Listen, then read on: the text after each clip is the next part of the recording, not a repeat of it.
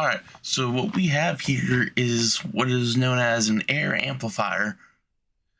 Essentially, it works off of a little bit of applied physics and probably a whole lot of hopes and dreams too, if this thing works properly.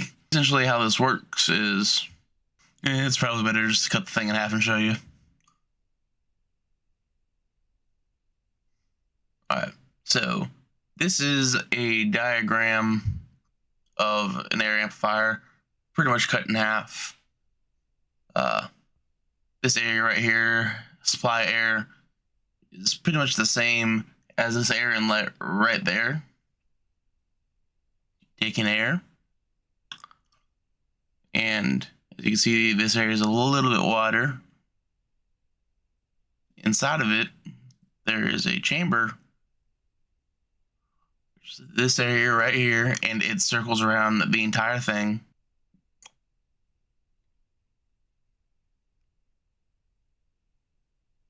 And what I mean by it kind of works off applied physics. Essentially, you have your air source, whether or not it's, you might have like a fan, or you might have just an air hose hooked up to this side around the chamber, and it kind of makes essentially a cone, like right there. If you zoom in a little bit further, you can see that there's a bit of a line.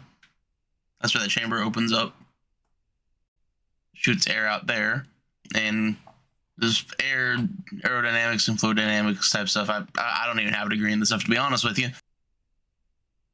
So air, if you didn't know, is very sticky. It likes to stick to itself, and whenever you have air scooting on by, it has a tendency to pull the air around it in the same direction. And as you have this directional air pulling out right here,